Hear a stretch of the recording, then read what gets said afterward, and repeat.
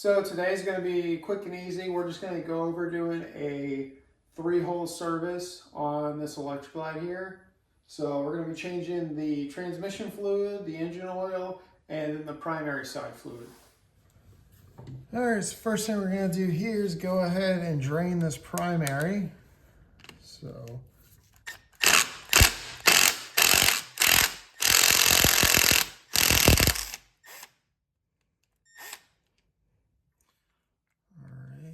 see. Ooh. Don't know if you can see that, but it does look like a decent amount of material on there. And that oil is coming out looking a little gray. Not really the black that I was hoping. All right, so I've cleaned up the drain plug, and as you can see, it looks like the magnet's been like super damaged. I'm not familiar, this is my first big twin Evo. But yeah, that doesn't look right. So we'll probably end up having to open up the primary and see why that's happened. But we'll go ahead and finish up draining all our fluids and see what else surprises we got. All right, so as we can see here, that right there is supposed to be a 3/8 sized Allen. But it looks like at some point someone didn't have one. So it looks like they just went ahead and decided to just tear it all up. Let's see if I can salvage it, maybe get it. Oh my gosh, there we go. All right, so this is going to be on the list of things we're going to be replacing. I can't believe that actually came out. I got my bits out and I was ready to drill that thing out. All right, so let's see. It actually looks like looks pretty fresh. It doesn't. That feels like regular motor oil. That doesn't feel like transmission fluid. So that's pretty cool. All right. We'll definitely be ordering a new one of these guys because that thing is destroyed. We'll go ahead and put it there just as a placeholder for now. All right, so now you can see we have our transmission drain plug, which is right about here, right by your exhaust hanger, right? So I'll zoom out a little bit. All right.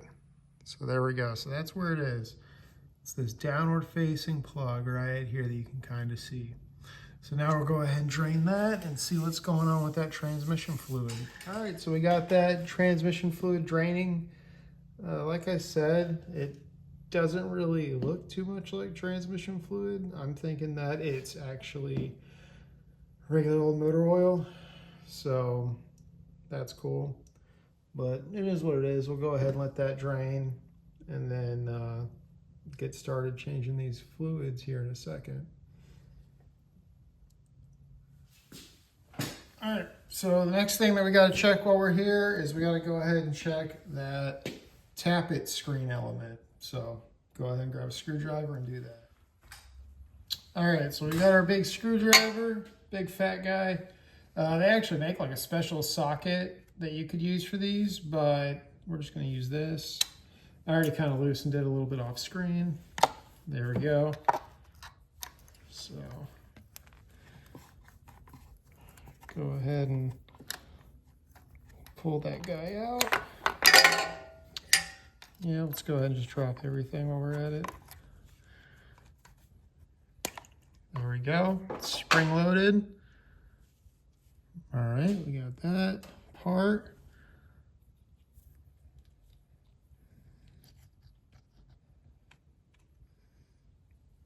All right. There we go. All right. All right, so here we go. So now I got it right here. This is the spring that goes down on top of it. This is the actual screen itself. Take a look at it, see, make sure we don't have any large material in it. So now I'll go ahead and clean this guy off with some carb cleaner and get ready to reinstall it. Cleaned up that filter element really nice. All right, used enough carb cleaner to where I can see sound now, but we got it all cleaned up. So we'll go ahead and put it all back in. All right, so now that we're putting it back in, we'll go ahead and drop it one piece at a time. We'll drop our filter element in. All right, let it go ahead and get seated. Then we'll drop our spring on top of that. There we go. And then finally, we'll put our screw back on. So the whole purpose of that, like that tappet screen and everything, is to be able to check and look at the condition of your tappets and your lifters, right? So it's the whole purpose of that. It lets you see if you've got any crazy wear going on there. And we didn't, we just had some dirt.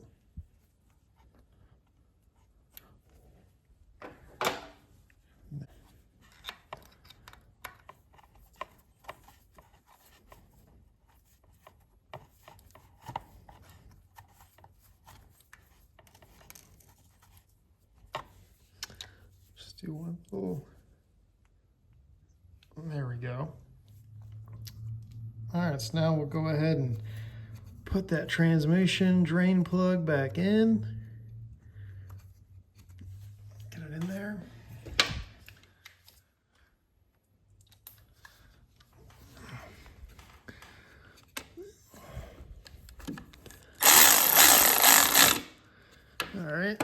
All right, so it says that the torque spec for these drain plugs is 14 to 21 foot-pounds. So I'm gonna split the diff and go with 17.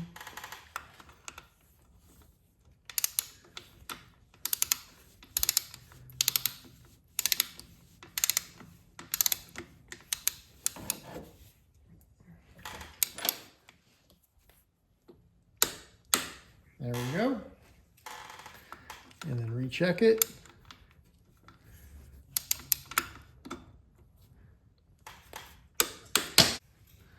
All right, so here we can see right there, that's the forward-facing plug. That's gonna be for our engine oil.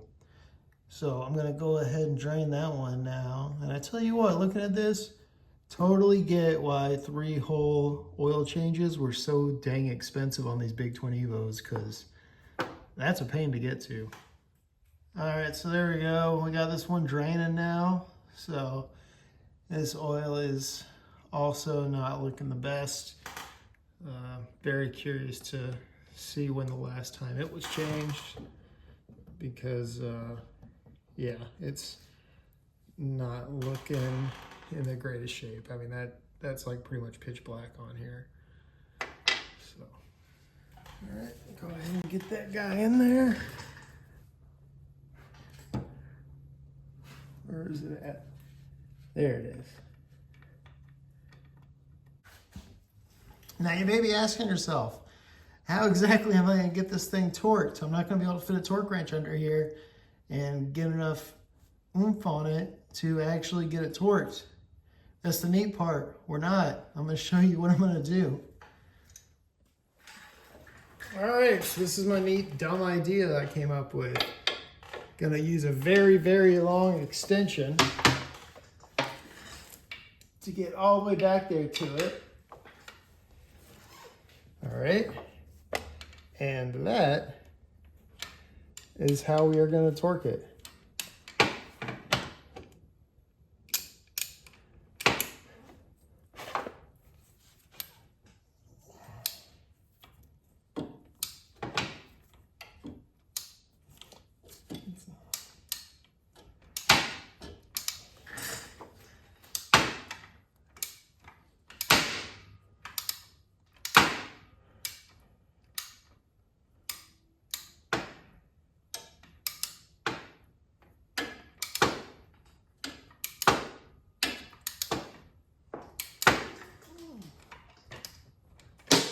All right, so as you may or may not have noticed, that torque wrench wasn't really biting on our oil pan.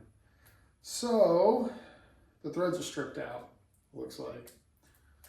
We're gonna end up having to do a little repair there on it, and I'll show you. I got this little kit off of the interwebs, and here we go. Here it is.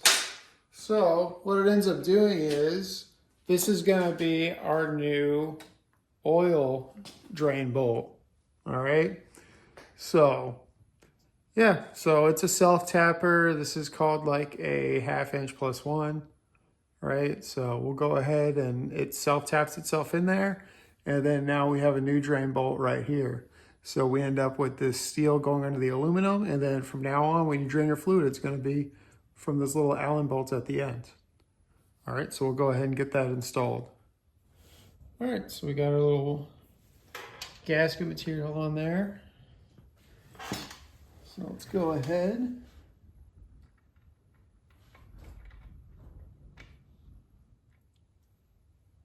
All right, there we go. Got it in there. I'm gonna get a wrench and just slightly tighten it down a little bit more, and we should be good to go. So we did end up putting a tiny bit of red Loctite on there whenever I threaded it into the oil pan. That's just because this main part is never going to be removed again. It's going to stay in this oil pan forever. All right. And now whenever we go to drain our oil, we'll hold a 17 mil hex right here and use an Allen key to get out that center piece right there that comes out. And that's how we're going to drain our oil from now on. So yeah, so now we're gonna go ahead and let it sit overnight just to make sure that Loctite gets plenty of time to cure, and we'll fill it up with oil tomorrow. All right, then obviously over here on this side, we gotta go ahead and change our oil filter. So let's see if I got the right size oil filter wrench here. It looks like I do, but it won't get past this sensor. So, All right, so I went ahead and pulled that sensor off. Not really sure what it is, but we'll put it back on whenever we're done. And I'll go ahead and get this filter off now, finally.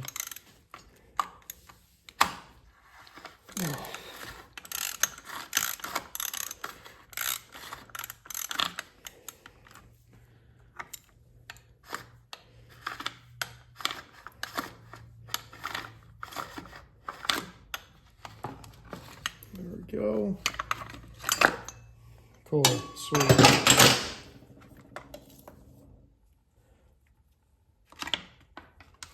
All right, well, we tried to keep most of the oil out of there. All right, so we went ahead and lubed that all up. So we'll go ahead and get that back installed. New filter.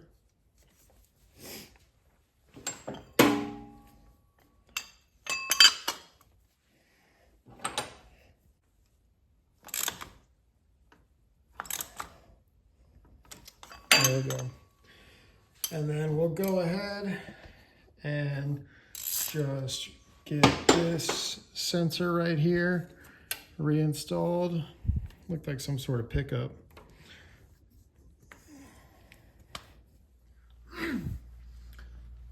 All right, so we went ahead and we added our fluids now. Did about 2.5 quarts in the oil, right, for the engine oil. And then did about 24 ounces here for the trans. We also went ahead and changed out this plug. So we're good to go there. So this side's done. We'll let the bike run for a bit once we get it on the ground, and then actually check the fluid levels, because you can't check the fluid levels with the bike straight up. It has to be on the kickstand. So just did a base amount of oil to start with. Now we'll go ahead and go over to the primary side. So over here on the primary side, I went ahead and I replaced that drain bolt there that was all damaged that we saw. So I ended up figuring it out. What it was that was going on with this drain bolt is it was too far inserted. So it was actually catching on the starter ring teeth on the clutch basket. So that's what tore up that magnet. So I went ahead and I flushed the primary with another quart of oil just to try and get whatever was left in there. And we'll go from there. Also, whenever I put the drain plug back in, it looked like what happened is the previous owners at some point had decided to tap to clean up those threads there, and they went too far, which made it to where that plug no longer had a bottom out and it could go all the way in, ended up actually falling into the primary. So because of that, I put it in towards about flush with the drain, right? So yeah, you can see there, it's about flush now. And I put a little bit of blue Loctite on it whenever I put it in there just to hold it. I'll check it later on. I also let it sit overnight with the Loctite on there, just so that way it's all nice and dry.